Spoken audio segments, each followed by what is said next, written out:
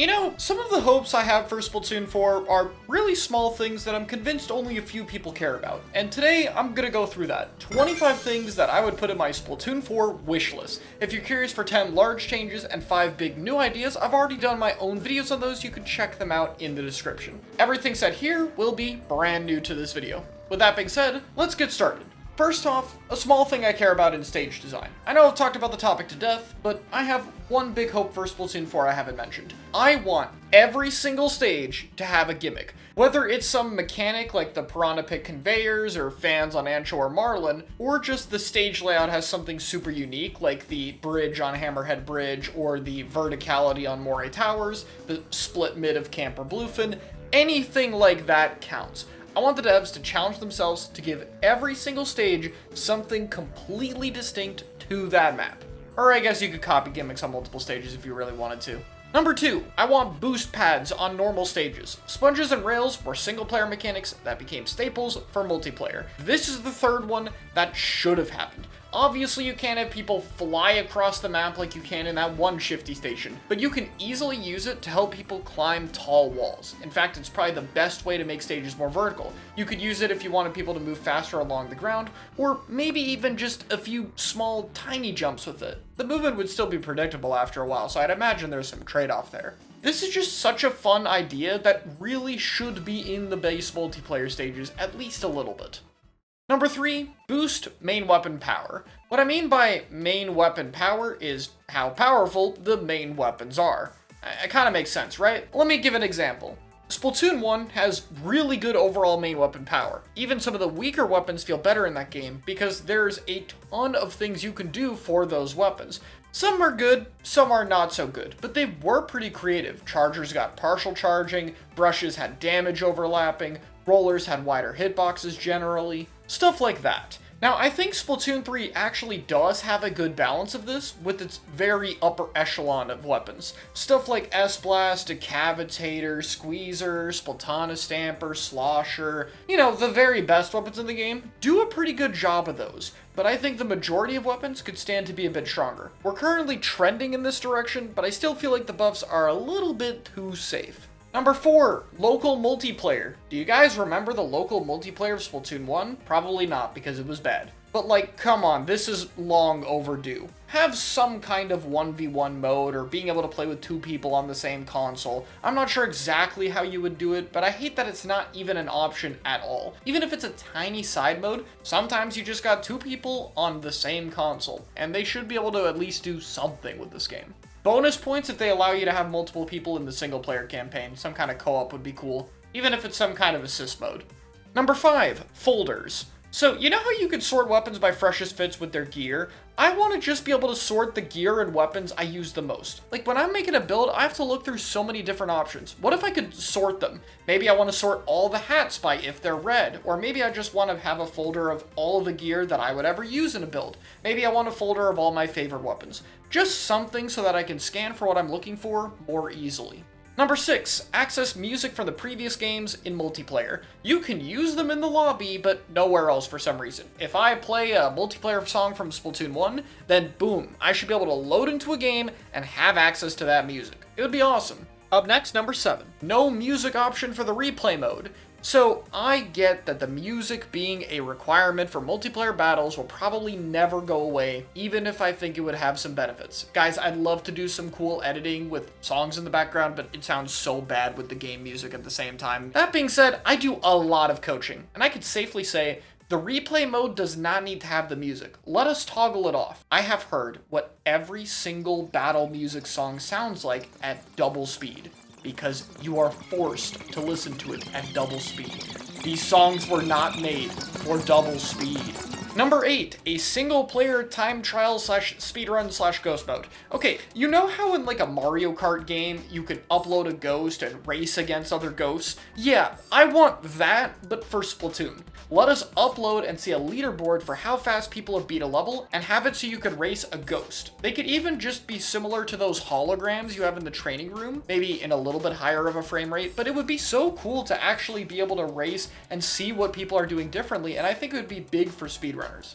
Number 9, more direct sound UI. I think that we have a lot of one-shots that use similar sounds, but I really like how some of the multi-hit one-shots like H3 or Stringers have a bit of a distinct sound effect. I think blasters and chargers can stay the same. They're kind of a legacy set of weapons and they're what started, but I think stuff like Explo 90 hit and Jetpack direct should gain direct sound effects, and we could have new, more unique ones for things like all the swords. At number 10, I want to remove any weapons mashing requirement. This mostly applies to Ink Brush and Squeezer. I do not think that mashing is a good mechanic, and in general, I think that mashing for long periods of time is not great for both your finger and the controller. For me, I'm someone who can't mash, even though I have tried. I tried for a few months in Splatoon 2 to learn how to play Squeezer, and Ink Brush is a weapon I would really like to play, but can't. In general, I think that Splatoon lacks in accessibility options to the point where it could be its own video, but this is one of the worst offenders. These two weapons should be able to be played by people who can't mash. It's not like their fire rates go completely broken just because you can't mash. There is a hard limit on it, so I don't really see a reason why they couldn't change this. Number 11, if we keep weapon kits, make sure they're all visually distinct. Some of these do it well, some of these don't. They should all look different. Number 12, makes stealth jump standard. Do you know what's really annoying? Super jumping without stealth jump. Do you know what else is really annoying? How much gear dependency is on this game. There's so many abilities that you just kind of need at a certain level of play. You can make it so it's a little bit easier to see it from a distance as a trade-off for not having to invest an ability into it, but it being a standard, in my opinion, would overall be better for the game and make super jumping more balanced at all levels of play while giving players better gear freedom.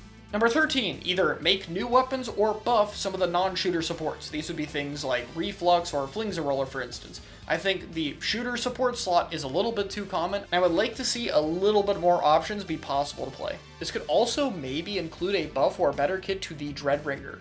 No personal bias here, I promise. Speaking of personal bias, buff Brellas. That's it. That's my hope for number 14. This class has been absolutely pathetic to use throughout this entire game and a buggy mess. They deserve redemption. All of them. Number 15, fix Torp bounce physics. This one's going to be the most specific to me, but in Splatoon 2, I did a lot of torpedo bounce combos with Rapid Blaster. They changed how Torp works in this game, and its bounce physics are way worse. I'm asking them to change it back. It was so fun to go for creative spots with this, and I want it back. Number 16, make player-controlled objectives more fun. This is the Tower and Rainmaker. The Rainmaker shot is just kind of boring. In Splatoon 1, it was broken, but it was at least really fun, and so people picked it up more often, I swear. Find some middle ground between Splatoon 2 and 1, I think it'd be a lot better. Riding Tower is also really boring, so give it a cannon or something. You'd have to tone it back, but come on, that'd be fun. And then you could get rid of the horrible special advantage for attackers. Easy fix. I promise this is worth it for the mode long term.